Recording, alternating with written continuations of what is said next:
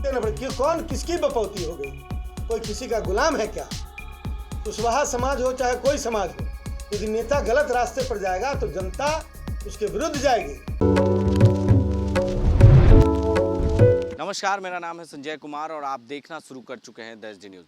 राजद के विधायक और पार्टी के राजद के प्रधान महासचिव ने एक बार फिर जोरदार हमला किया है। आलोक मेहता ने एक बार फिर नीतीश कुमार के ऊपर और केंद्र सरकार नरेंद्र मोदी के ऊपर जोरदार हमला किया है और प्रेस कॉन्फ्रेंस करके ये जानकारी दी है। उन्होंने उपेंद्र कुशवाहा को लेकर भी एक बार फिर से आड़े हाथ लिया है और कहा है कि उपेंद्र कुशवाहा नीतीश कुमार के गोद में जाकर बैठ गए हैं। कल तक जब केंद्रीय मंत्री थे उस वक्त अपने पद से उन्होंने बिहार की स्थिति को लेकर, शिक्षा को लेकर इस्तीफा दे दिया था, लेकिन आज क्या बिहार की शिक्षा व्यवस्था ठीक हो गई है? उन्होंने ये भी कहा कि केंद्र सरकार में जिस तरह से प्राइवेट सेक्टर किया जा रहा है सारी कंपनियों को, और उन्होंने इंश्योरेंस सेक्टर को लेकर, बैंकिंग सेक्टर को लेकर कई ऐसी कंपनियों को बताया कि प्राइवेट सेक्टर को लेकर बिहार की स्थिति, पूरे देश की स्थिति गड़बड़ हो चुकी है।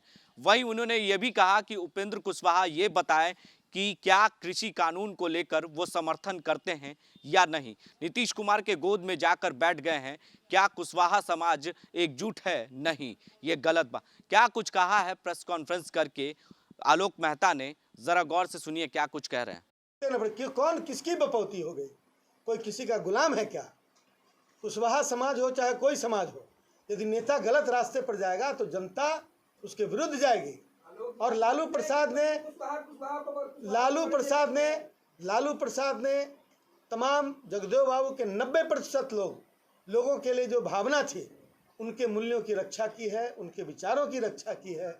इसलिए राष्ट्रीय जनता दल उनके विचारों का संरक्षक है।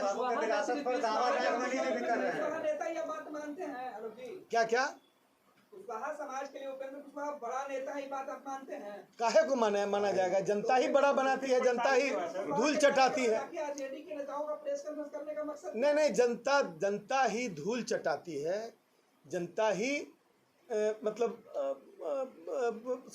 शीर्ष पर पहुंचाती है।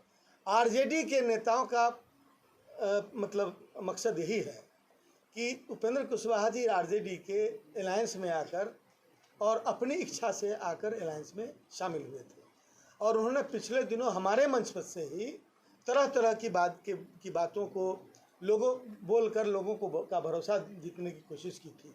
और 10-12 वर्षों से खुद माला पहनकर और बिहार की सड़कों पर मुख्यमंत्री करके लोगों को कन्फ्यूजन में डालने की कोशिश की। उनको लोगों को भरोसा दिलाया कि उनका जो रास्ता है काम करने का वो मुख्यमंत्री बनने का। मैं कह रहा हूं कि उनका रास्ता गलत है। यदि नेता में विजन नहीं है,